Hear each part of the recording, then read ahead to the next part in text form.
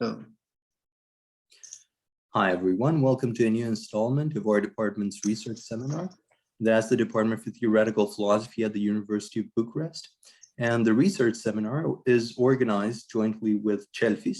That's the Center for Logic, Philosophy, and History of Science at the University of Bucharest. And ICUB, that's the research institute at the same university in the Social Sciences Division and the Humanities Division. Let me also mention that this series of talks is sponsored via a postdoctoral grant from UEFISCDI. That's the local public funding agency for research. And I'm very grateful for that because I'm the recipient of it. And the grant number has the following code. That is a PN-3 Roman P1-1-PD-2019-0535. And we're very grateful to our public sponsors. Tonight's speaker is a dear friend and a fellow researcher in all things understanding. Richard David Rus is a researcher at the Guinag Institute of the Romanian Academy and also an affiliate researcher at the Ludwig Maximilian Universität in Munich. And we're delighted to have him. And Richard, if you'd like to share your screen, if you have any slides, please do so. And let me just also mention, since this is the last talk that's going to be delivered as part of the CELFIS seminar, our department's research seminar for 2021. Let me just take the opportunity to very briefly wish you all happy holidays and some well-deserved respite from all the to's and fro's of academia. As I say that, let not the respite begin before we listen to a fantastic talk from Richard, titled Understanding Without Explanation, the Case is Not Closed.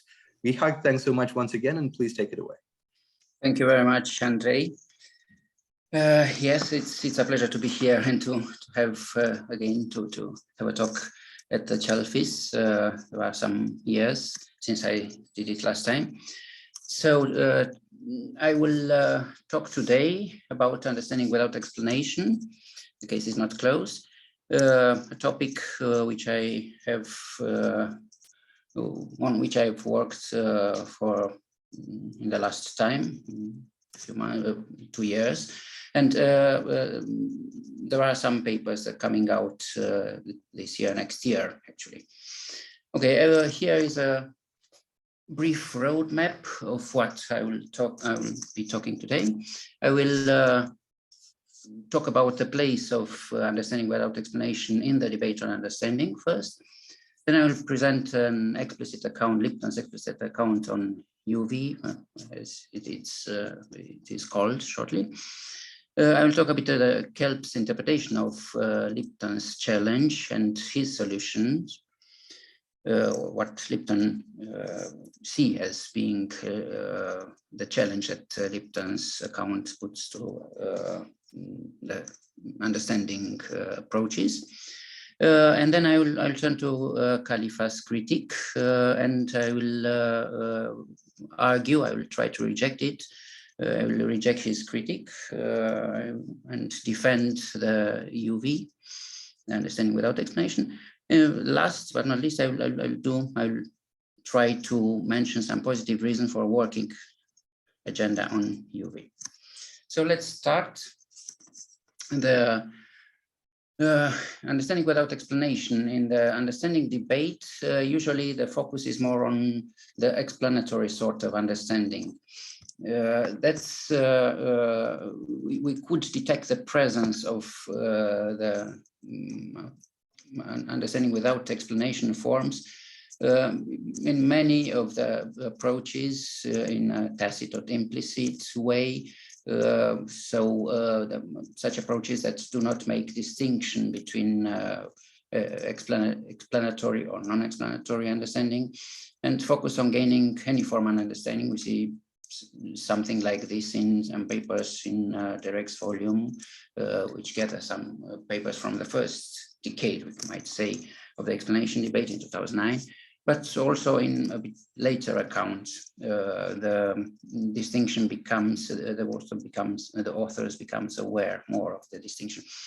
But later we could see also some explicit approaches and the intention stated explicitly by some authors that want to cover also non-explanatory forms of understanding, as Kelp's account or Delson more recently. I will refer to them. But there is also a bold reception in counter-argumentative reactions from a specific camp, the explanationists, the ones, the authors that see explanatory understanding as the understanding that deserves to be taken into consideration, to be approached, to be modeled to. The forms, the non-explanatory forms, usually they perceive them as a major challenge, as a danger, as a threat to their account. So they take this seriously. Besides, there are some examples, illustrations of Uwe's. Lipton's work is the most, provides the most examples, and I will talk about some of them. Gisbers also, Rower Rice, Delson, these are some authors that documented cases of such understanding without explanation. So I will refer to Lipton's view because it is, let's say, a general account, probably the ones that it's the single one that refers explicitly on understanding without explanation and tries to give a most general account on such forms. And it does in two basic moves, we can say. First, it identifies understanding with the benefits of an explanation. And these benefits are seen in terms of knowledge of causality, of necessity, of possibility, and of unity. And second, it requires that these benefits come through other ways than explanation. And he provides some interesting examples of such non-explanatory ways.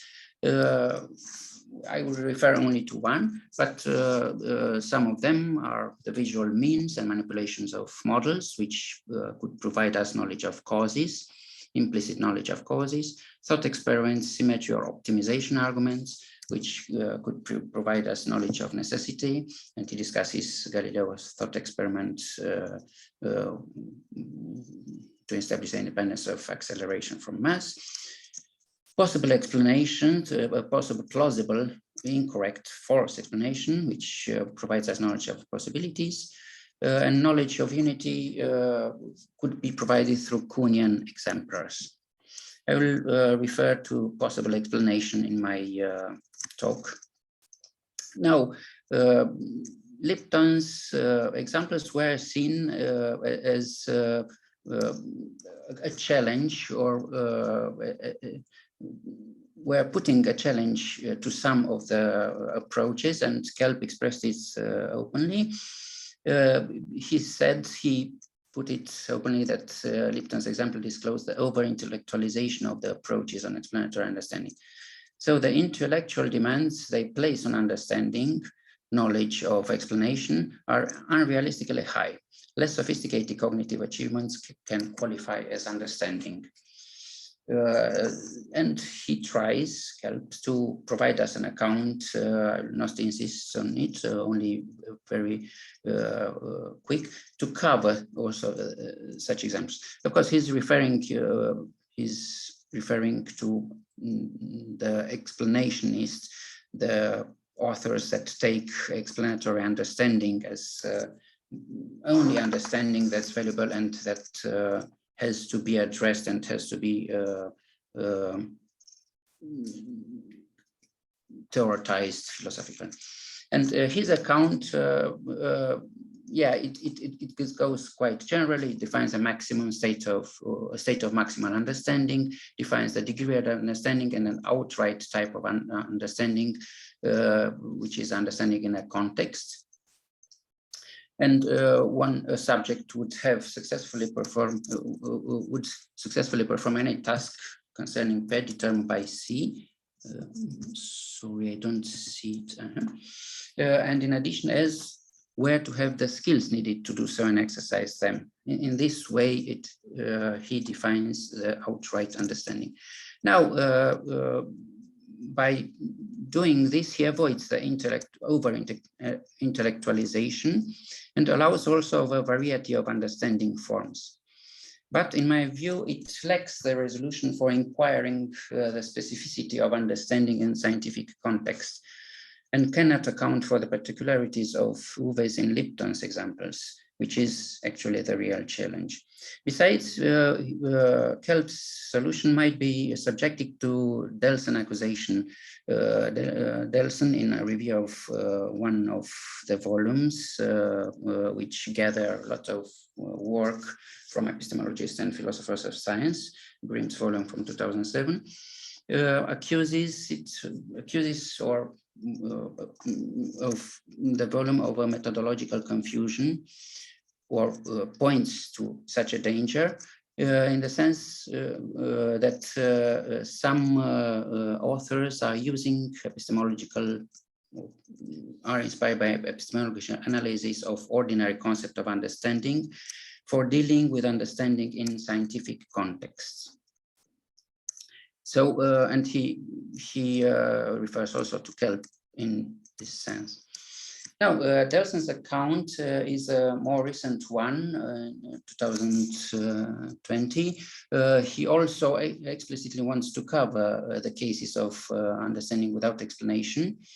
And his model construes understanding as dependency modeling, as understand the phenomenon P, phenomenon E, if as grasp a sufficiently accurate and comprehensive dependency model of P. And he argues explicitly that his model accommodates the non-explanatory forms of understanding. But in doing so, in documenting and referring this, he refers just to one of Lipton's cases, examples, the Galileo thought experiment I was mentioning. So not the others, and there is not so clear that for the others, he could accommodate, his account could accommodate these examples, in the sense that some of the items he defines, the model or the grasping, might not be so clear identifiable. Overall, it is a better starting frame for tackling the Uwe cases, but in my view, it's still too general. So such approaches fail to do justice to the specificity and richness of Uwe forms. I think we'll need an approach to reveal this specificity and to make the difference from the explanatory forms, and Lipton's account does this, and also to reflect the relation of Uwe forms to the explanatory forms, from explanatory understanding. Usually this is ignored. So we could see that the explanationists have such a solution. They cover both of these, but in a way they deny the reality or the fact that such forms of understanding are genuine forms of understanding, by subsuming them under an account of explanatory understanding. So the best of this is Khalifa's account, who in more places develops a critique and a rejection of understanding without explanation, and I will refer direct to his account. So Khalifa's critique is best articulated, as said, the best articulated on the market critique and pervasive in the actual debate. It has two forms, developed forms, first in a paper version in 2013 and then in his book in 2017. And we might see two major steps in his critique. First, a kind of reconstruction of Lipton's argument, the basic assumption in the paper version, which he calls Lipton assumption. And second, an argumentative strategy, comparative strategy, as he names it in the paper, aiming to show that all the UV forms are less than the explanatory form of understanding. In my view, both these steps fail and have limitation. And I will go through this in more detail. The first part, the first version, the paper version, the background of his critique is what he calls the explanatory idealism, which means the thesis that other forms of understanding should be assessed on the explanatory form of understanding. And his move is that just in this frame, Lipton's argument would be clarified. In the book version, the background is his more developed EKS model of understanding, which is a bit more complicated. I don't have time to present it here. It's based on two principles, and it models actually, it has at the core of its account the relation of better understanding of the subject, having better understanding, which involves grasping more completely the explanatory nexus and the greater resemblance of this nexus to scientific knowledge. But I will touch on some details in my critique as I will go on. So in the book version, his intention is to show that the UV forms are accommodated in this frame and don't represent a threat for his model. Now, regarding the first move, the reconstruction of Lipton's argument and of Lipton's assumption, it's explicitly stated, and it has a central role in his paper. This means the reconstruction exactly of the assumption that Lipton, of the move that Lipton may proposes to identify the understanding with the benefits of an explanation. And the reconstruction sounds like this: if knowing that P constitutes understanding of P, then there exists a correct explanation E of P, such that knowing that E explains P entails knowing that P. So the focus is on the first move of the account, the identification with the benefits, ignoring the second one. I emphasized, there exists is my emphasis, actually, and by doing this, by including this, by imposing this bold existential reading, the existence of a correct explanation, besides any understanding, he actually denies or blocks the second move, the possibility of getting these benefits from other sources, as Lipton proposes us. Actually, this existential reading is dropped in the book version, where the same reconstruction sounds something different. If an explanation of P provides a kind of a knowledge of P, then that kind of knowledge amounts to understanding why P. Nevertheless, the existential claim is at work in the main objection, as we will see. The second major step is the one which he calls comparative strategy, which he develops and articulates mostly in his paper, showing that understanding through explanation is always greater than understanding without explanation. And he goes through Lipton's example in the paper, showing that, trying to show this for each example. In the book version, there is a right track objection, actually, the major objection that covers this kind of strategy. We'll see how, but it's not anymore so explicit. The second move,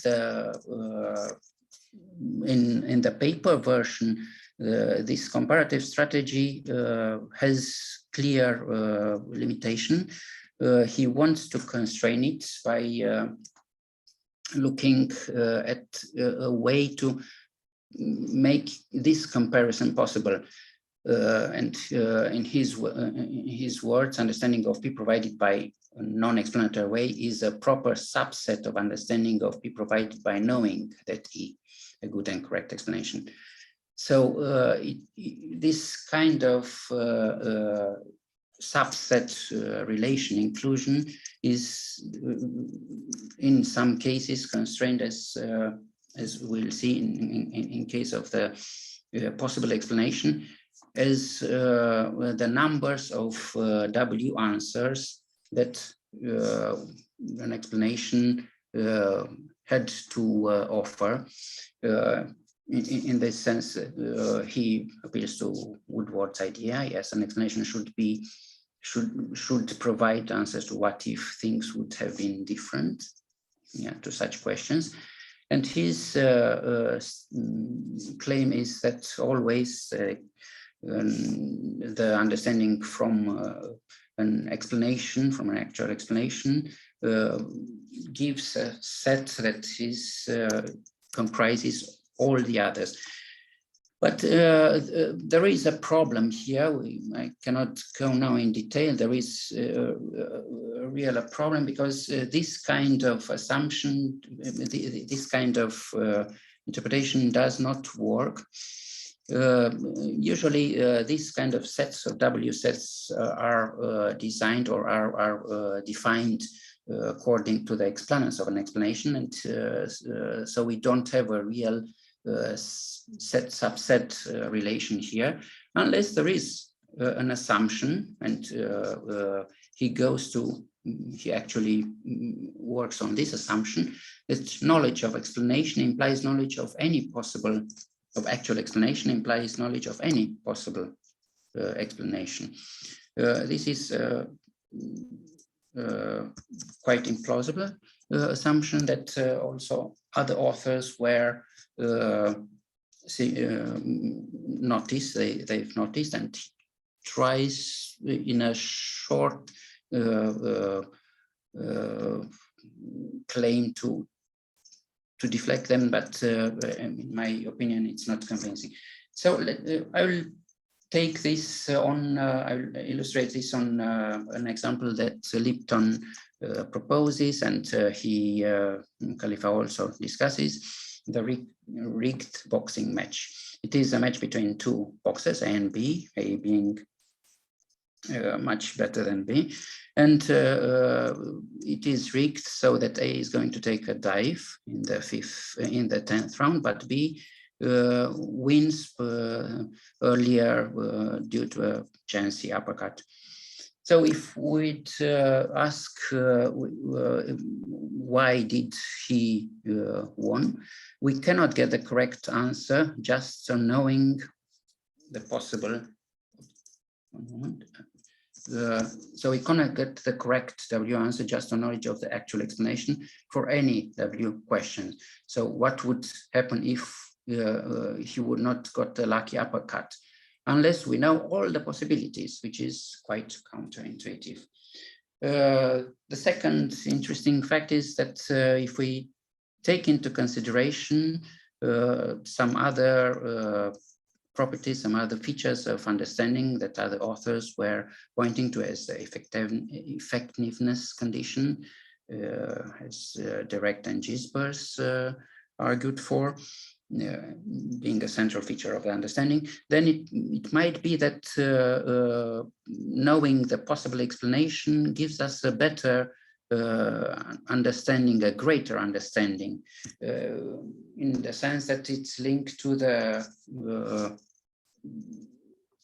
results that we could deduce to the fruitfulness and to the knowledge extension that we could derive from having this understanding. So in the book version, there are these three major objections that he tries to articulate. One is the explanatory objection, in which he actually accuses or tries to argue that behind some of the examples Lipton gives, there is a kind of correct explanation. I'll not go into the detail, but this is reiterates directly the existential claim that he makes in the paper version of the critique. And he tries to tackle this by what he calls minimal understanding in his definition of book definition of the AKS model. The second objection is the wrong benefit objection, in which he questions the fact that the benefits through the non-explanatory ways might be different from the benefits from explanation. I think this is the only or the most promising objection. This could indeed constitute a critical way of criticizing Lipton's account, but unfortunately, Khalifa didn't exploit it too much. It's unsubstantiated. It should, in order to be a valid one, it should be worked out much more. So that this might be the way in which he could have attacked rather or better the Lipton's examples and Lipton's account.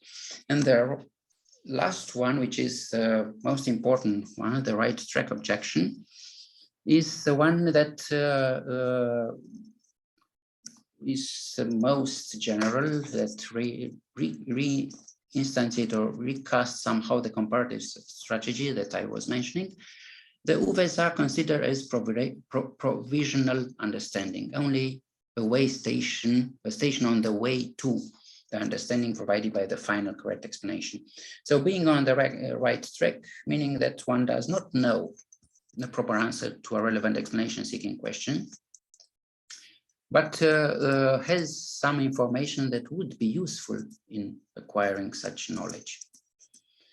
This is central, and as Khalifa also mentions, arguably all examples submit to this. Now he develops more this under this objection.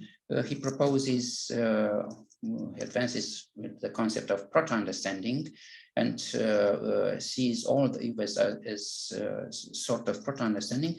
Proto-understanding being a sort of understanding in case as does not understand YP, but for some proposition Q plays an explanatory role R with respect to P, so RPQ, and the mental state towards RPQ is the same kind of the mental state towards RPQ that figures in the scientific knowledge of P.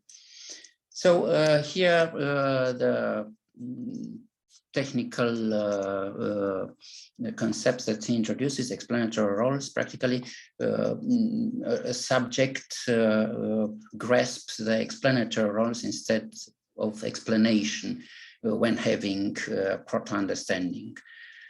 And this kind of role, these roles are of two kinds: the direct roles, meaning the proposition play a direct part in the explanation, being part of explanandum or explanans, or indirect, the proposition belong to the background, to the background knowledge. But we will see that it's more complicated, but in presenting this concept of proper understanding and illustrating it, he insists that in a subject to have such a kind of understanding, it has not only to have beliefs about some proposition, but also to know the explanatory role. We'll see how he illustrates through a concrete example. Now, this the entire inquiry strategy, the entire model stays on this seeing strategy, what he names, as he names it, which is that the proper understanding arises in the process of scientific explanatory evaluation. this C. Actually, the scientific, he defines also scientific knowledge, or at the beginning of his stating of the EKS model as being based on the safety of seeing. Seeing being actually comprising three elements, the three moves of an inquiry, meaning considering potential explanation or hypothesis, comparing and evaluating them, and forming attitudes based on this. And the proto-understanding emerges moments in this process. And here I come to this illustration that he discusses in detail, with the extinction of a species of lizard in Bahamas, or by a hurricane and predation. Taken from an ecology paper, predation by northern curly-tailed lizards and the occurrence of Hurricane Floyd caused some Bahamian island brown anole, that's a species of lizard population, to go extinct in 1999.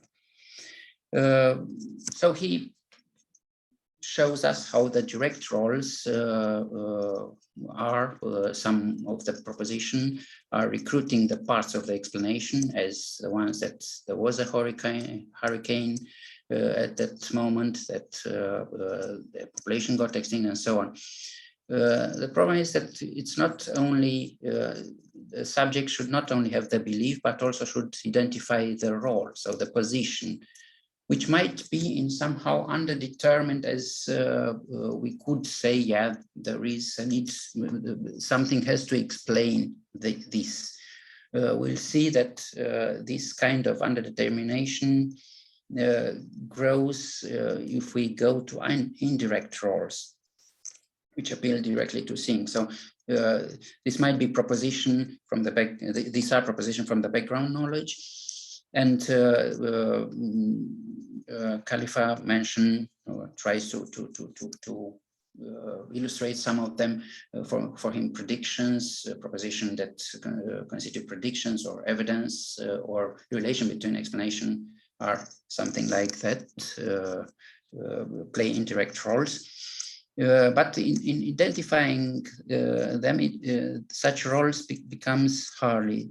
He needs more details for the study, from a study, in order to avoid underdetermination. And he is pushed, especially, he's mentioning that it might be the case that we had to go even deeper and pick on the details of a study. There are also the non-doxastic attitudes which play indirect roles. So there are not only the proposition, but there are also non-doxastic attitudes which enhance our objective understanding, according to Khalifa, by considering plausible explanations or disconfirming them. And this makes it even more vulnerable to this kind of underdetermination. And here I already announced a bit of the critical points that I see. So in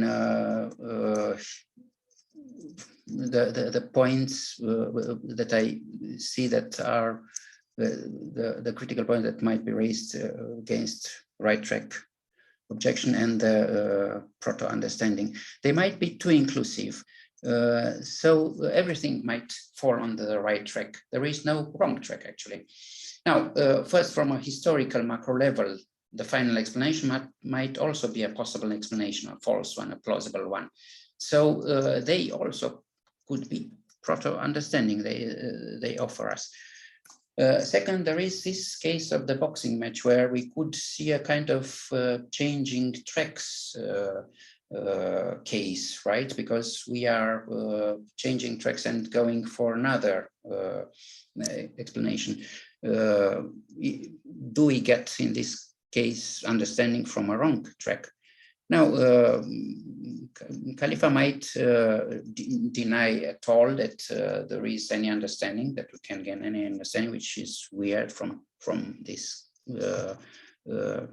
explanation, but he might also redefine the track and try to redefine it as a proto-understanding by changing the explanandum. Getting another explanandum. So this would be a proto-understanding according to an explanandum related to the rigging practices, for example, which is not quite clear how it should work.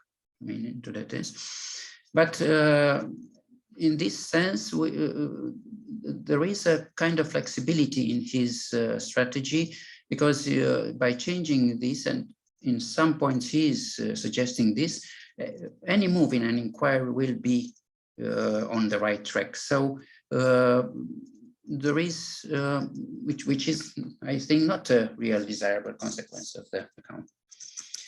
Now, there are ways that he tries to restrict this forms, that this proliferation of proto-understanding and this underdetermination of the right track. One is the relevance that he mentioned in some examples. Who should be relevant to the explanation? Yeah, he has in another chapter an example of the explanation of a fire, and mentioning that the middle names of the firefighters are irrelevant to explanation of the fire.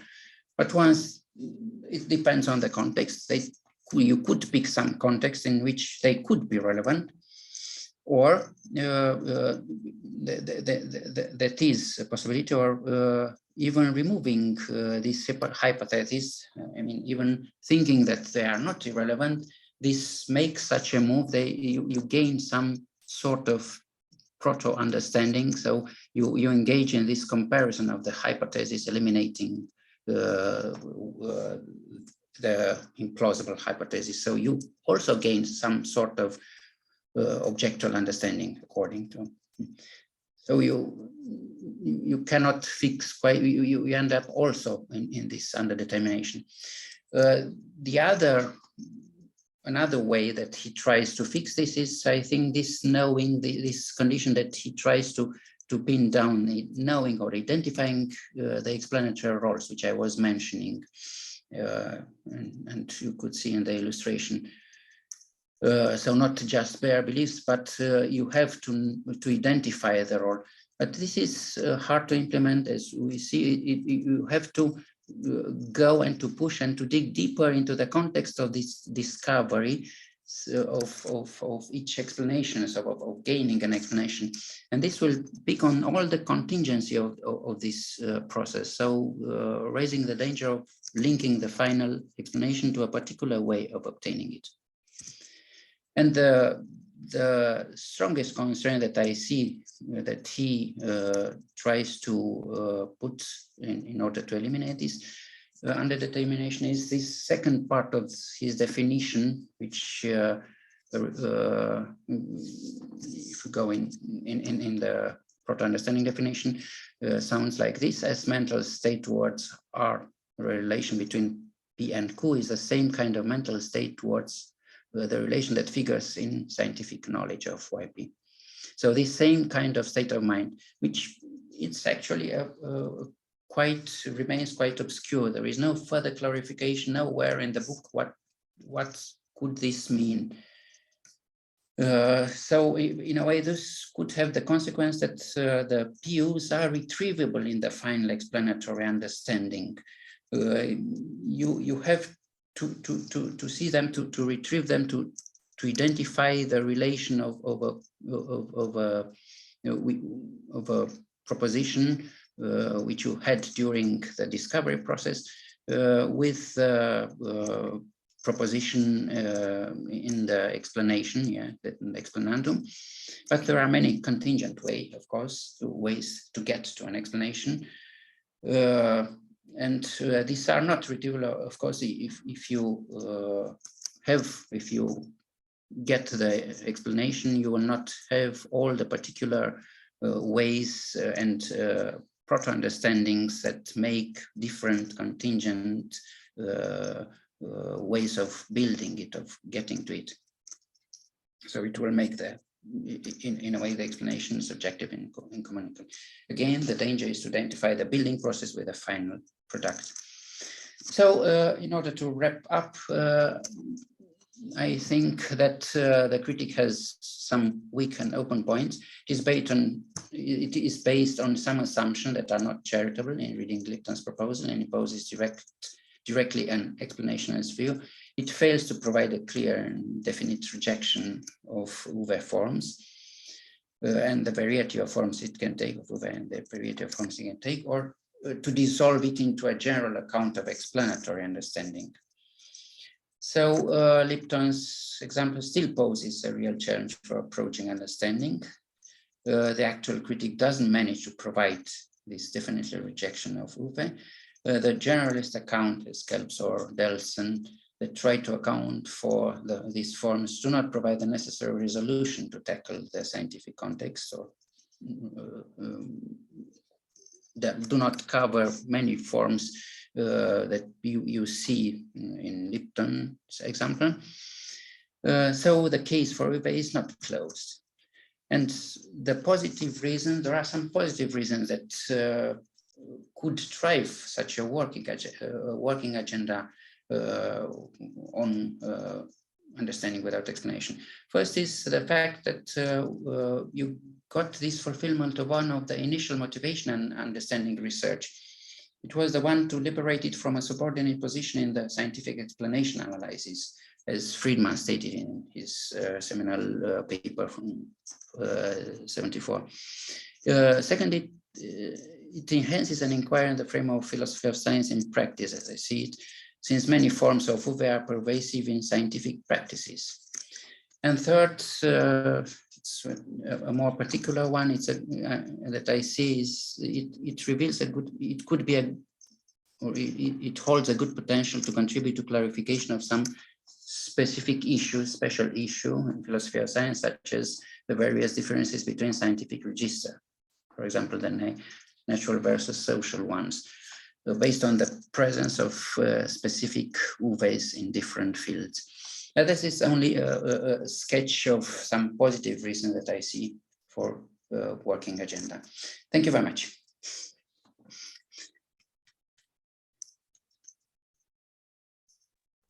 All right, thank you so much, Ihak, for quite a thought-provoking talk, and I'm sure everyone in attendance joins me in using the applause button. Without further ado, if you have any questions, please make yourselves known either in chat or by raising your virtual hand.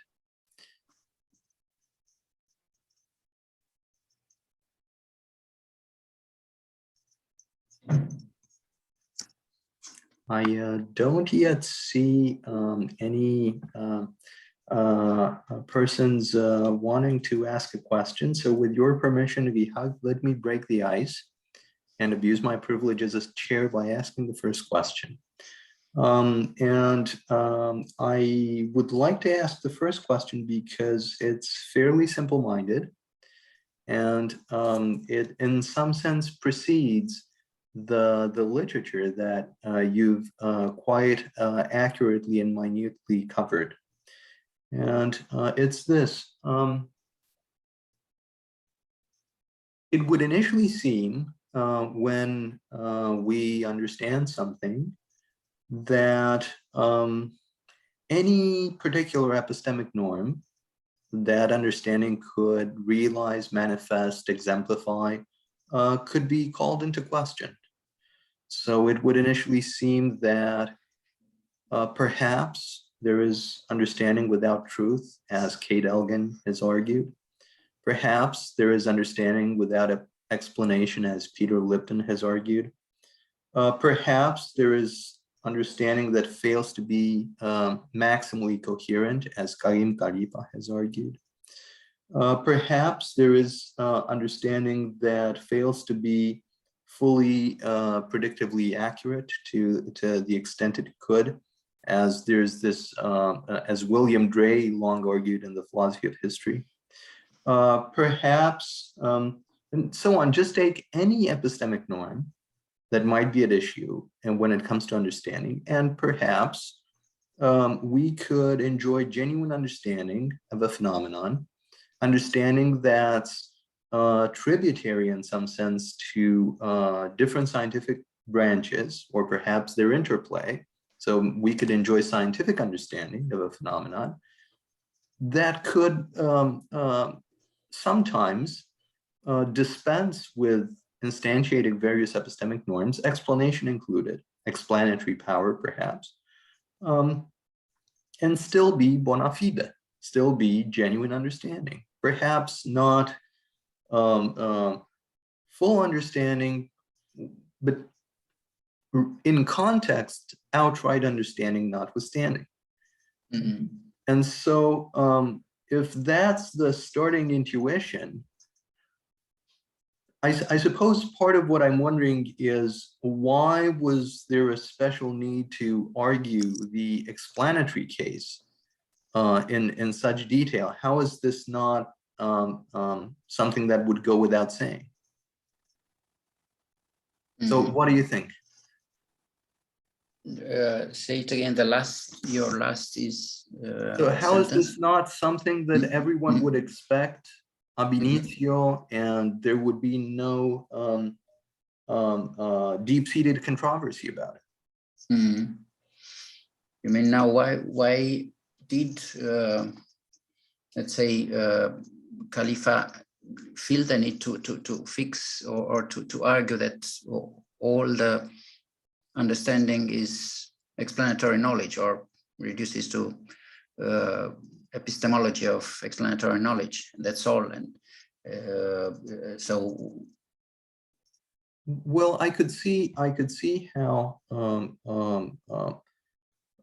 inquiring into explanatory knowledge and regarding it as, in some sense, carving out an important epistemic state that we find valuable, and that it typifies some of the most remarkable achievements of the scientific endeavor, is worth pursuing. And I think Karim Khalifa is entirely right to do that. What I'm not sure is what's gained by saying that scientific understanding in general is identical to that special epistemic state. That seems to be a further, if you like, semantic move. And I'm not sure what further light that sheds, either on the history of science or in the philosophy of science, or so that identificatory claim is something. I'm not. Why would we need to identify or to regard explanatory knowledge as a kind of necessary condition for understanding? Because they are probably the most the best knowledge, or under some epistemic norms, that our best knowledge, sort of knowledge that we could gain. And so we have to take it as reference, right? We will, I mean, we might agree to something like Karim Khalifa's explanatory idealism, right? That it constitutes such an ideal, right? And the way the other forms should be assessed to it, that's not quite clear. I mean, he provides a way in which they are assessed, right? They are regimented all to get there. But in doing this, I think he imposes a program, a project that goes on a way that prohibits exactly the inquiry on these interesting forms, right, that we have in the scientific practices, right? So that's what I see in doing, or in articulating the critique that I did against him and rejecting it. I see it a narrow way of trying to do this. Of course, it's a more, I mean, you have you have as reference a tradition, right? The entire explanation debate and all the research that was done on scientific explanation, which you could refer, right? And if you take also the attitude that was still in effect till the turn of the century, right? Till 20 years ago, that against the scientific understanding that we could not really get anything. I mean, he actually says this. Yes, we cannot get. It doesn't have any philosophical interesting points, right? In doing. Well, this isn't necessarily about Khalifa's view, because I think at some point he says, well, explanatory knowledge is a sufficient condition for understanding. So it's not that he's always after necessary conditions. I don't think the point is about his view. I find his view, especially the explanatory pluralism bit, incredibly fascinating and overall thought-provoking. I suppose that, and you're totally right that there has been this rich debate in the literature, and you're giving us the chronicle and the after the fact aperçu, and but the naive question is, well, in retrospect, doesn't this seem overwhelmingly intuitive? Why was there a need to go through all those theoretical steps? Oftentimes we will regard our understanding of a given phenomenon to be richer or more wholesome or better if we can explain that phenomenon, but that will not always be possible, and we don't want to say that we lack any understanding of the phenomenon. So how is that not sensible and in Gilbert Ryle's terms, just plain common sense English?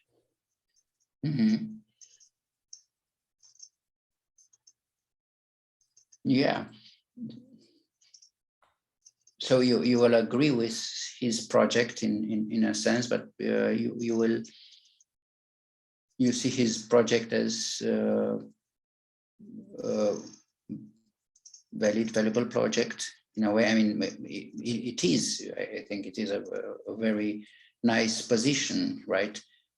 But what I see is that, of course, it cuts very harsh into this, what you said, right? And it limits in a way.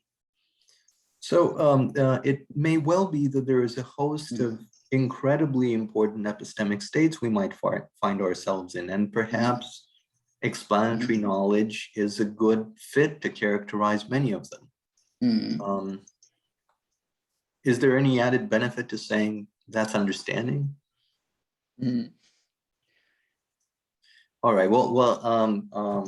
Yeah. Sometimes I was thinking, because we are already, if you look back into the history of in the philosophy of science, the debate on explanation, which you could document it quite nice in Salmon's book 4 Decades of Scientific Explanation, had some very interesting path, and you will already might map the debate on understanding, and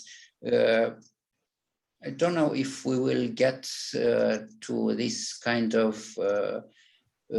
fatigue at the end of right, as the 4 or 5 decades, right, at the end of the 4th decade, where pragmatics almost was a final step solution for the explanation problem, right? Okay, whatever there are, or pluralism, and in the end also pragmatics. I mean, that will be strange somehow.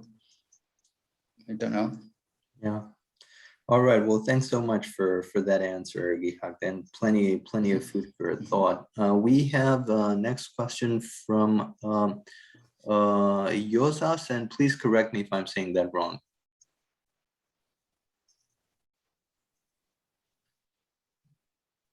I'm afraid we can't hear you yet. Yeah.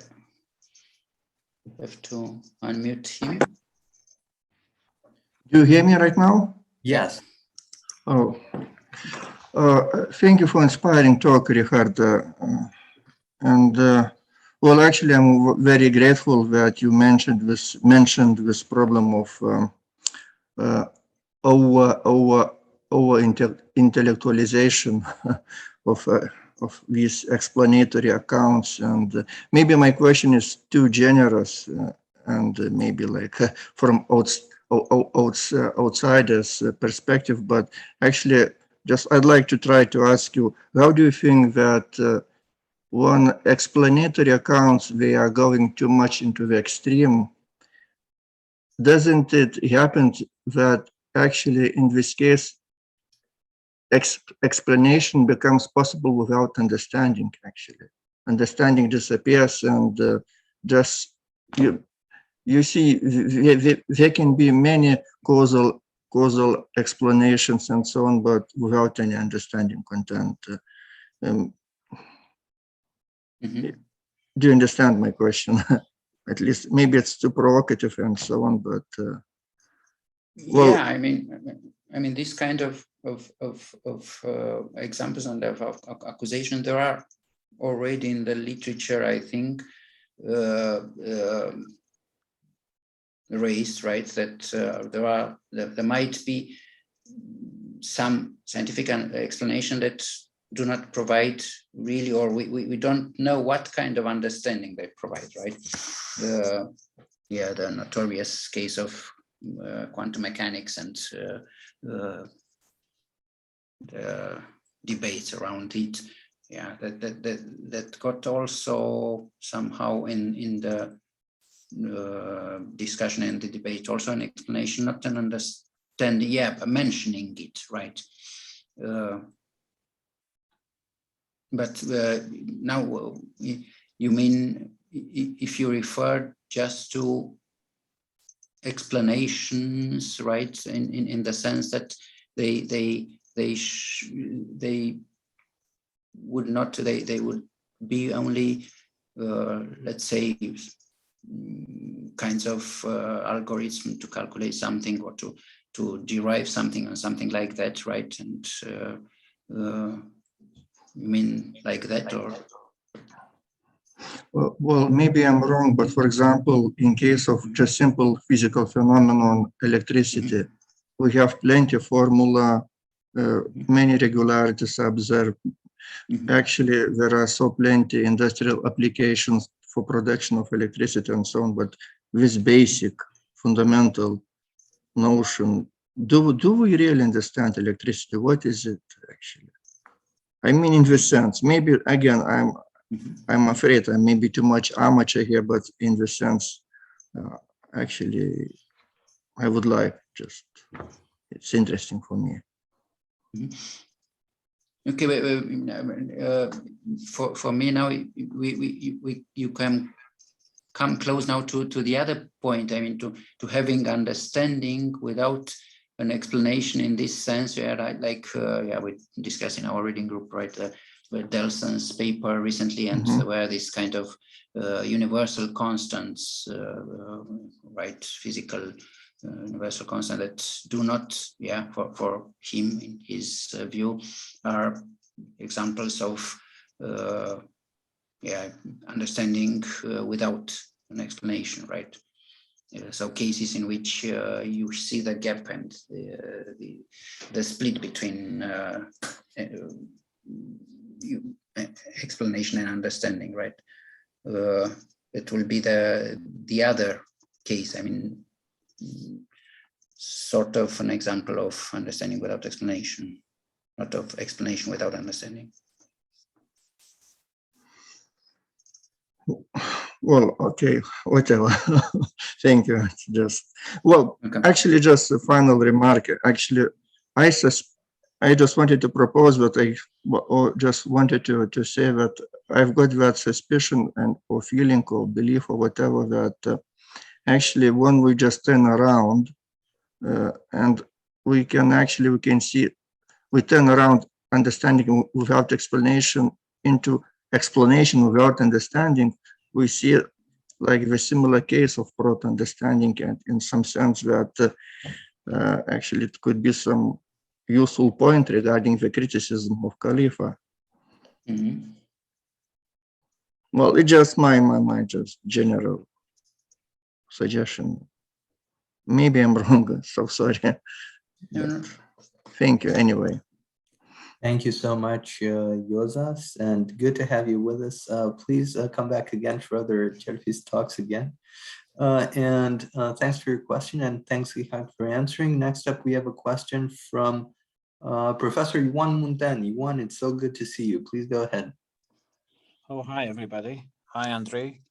I'm on a very, very spotty Wi-Fi here, so I'm trying to be quick. So I think this is connected to the way in which people were talking before about causation. But I was thinking that if you connect explanation to the laws of nature in some disciplines, and maybe not in all of them, but I still have that feeling, and maybe it's not a good, maybe it's not an argument, but just a feeling or a hunch that in some sense, the power of the explanation that laws of nature have, well, it can be in physics or can be in other domains, is sometimes, if you want a higher level of understanding. So what I want to say is that once you start to grasp how the world works through laws of nature rather without laws of nature, that kind of understanding, and of course comes through explanation, is kind of a, so the question I want to ask Richard is if there is kind of, and obviously Khalifa talks about this kind of levels, or not only types, but hierarchies of explanations. And those based on, let's say, related to laws of nature would be deeper, or I don't know the word for that is deep, but more genuine, if you want. That's a tough word. And I guess Kitcher talks about something like that before. It's just a question about how does he connect this in the economy of his talk through two laws of nature. Thank you. Mm-hmm. You mean this? Yeah, that's interesting, because though he takes degrees of understanding to be, let's say, central to his model, and in the sense that someone understands better than someone else and models everything on this, on this comparative measures. He does not have, such a reference to laws. In fact, as I remember, when he proposes or touches on the count of explanation that he uses, he has something quite general which should cover any account of explanation, right?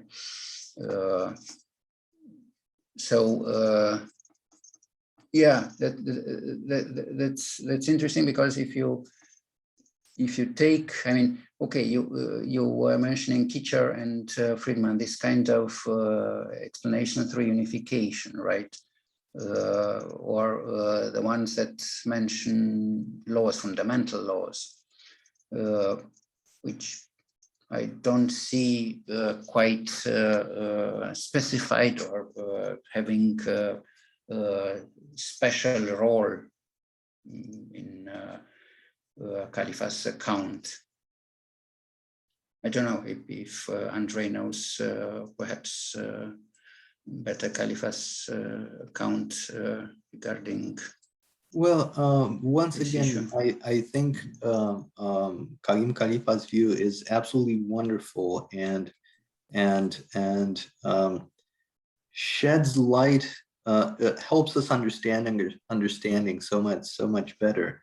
But to come back to Ioan's question, I wonder if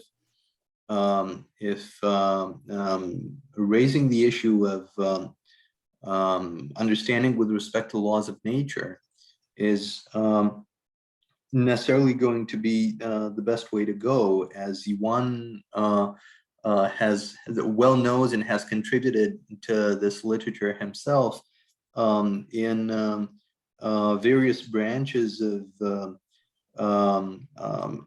neuroscience and in various branches of computational modeling.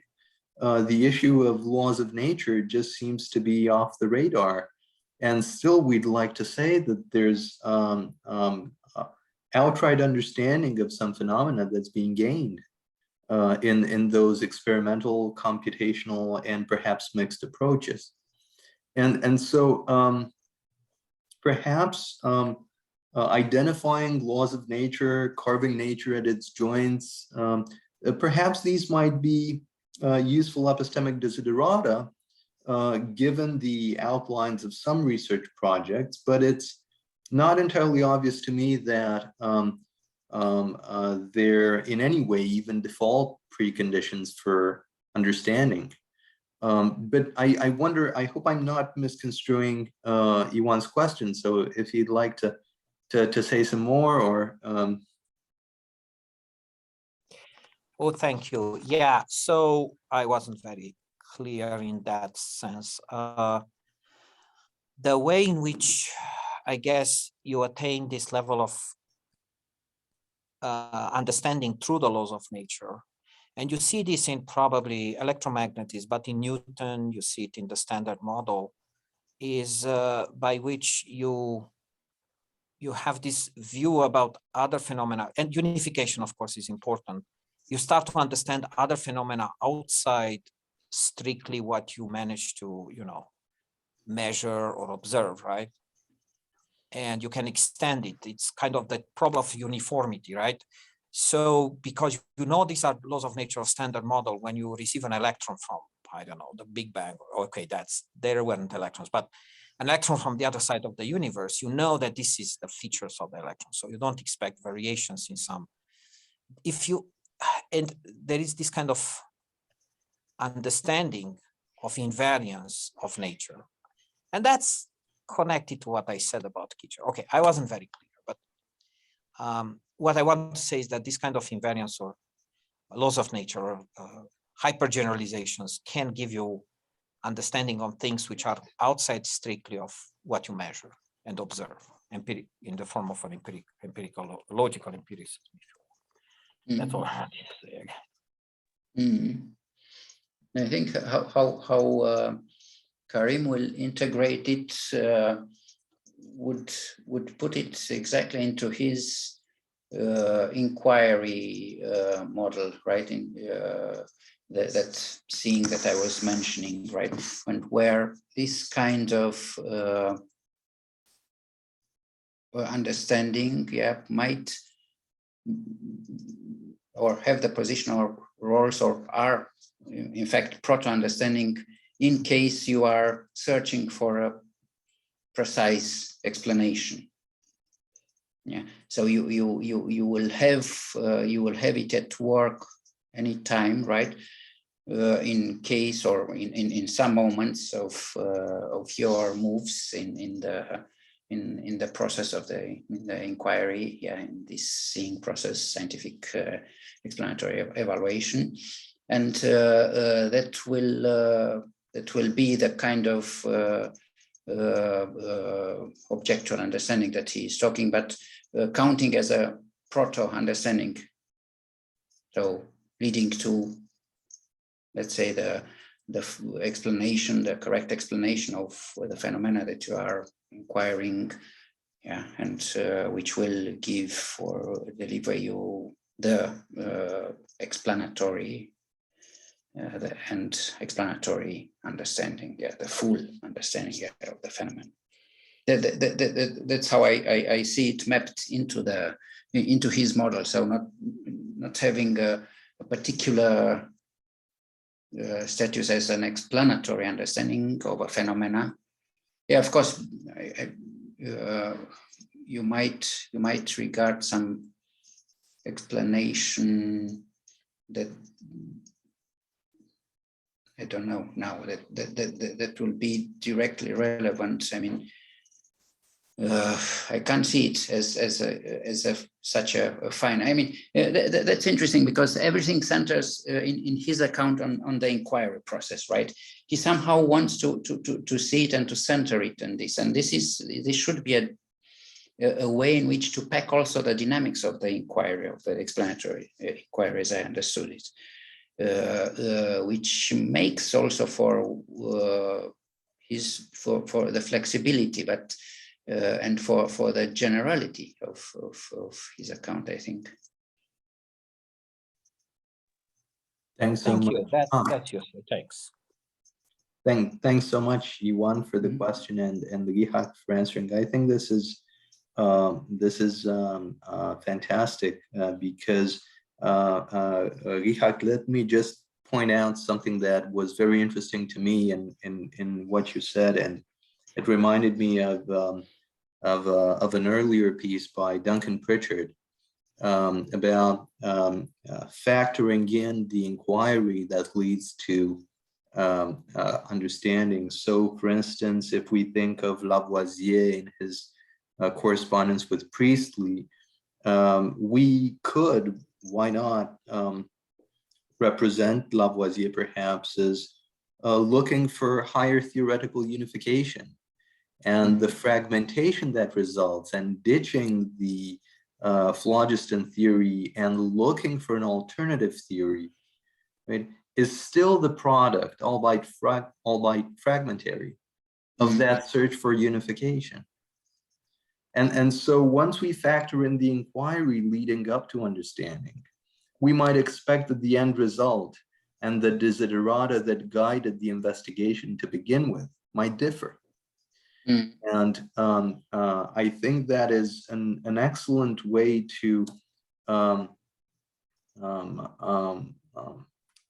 reconceive of some of the considerations that were mobilizing perhaps Michael Friedman and Philip Kitcher in their own investigations. I think here accents might actually slightly shift with respect to each of the two.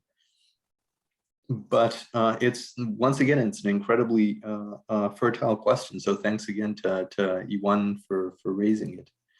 All right. If there are some more questions or comments, this would be an ideal time to raise them.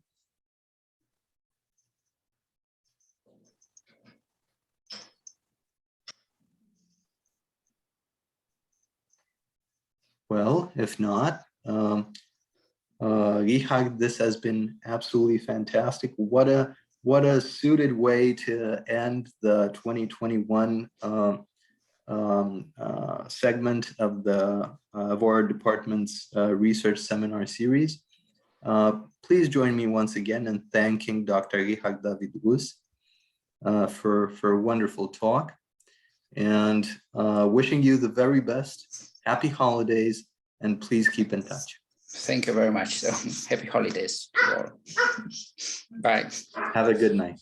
Have a good night.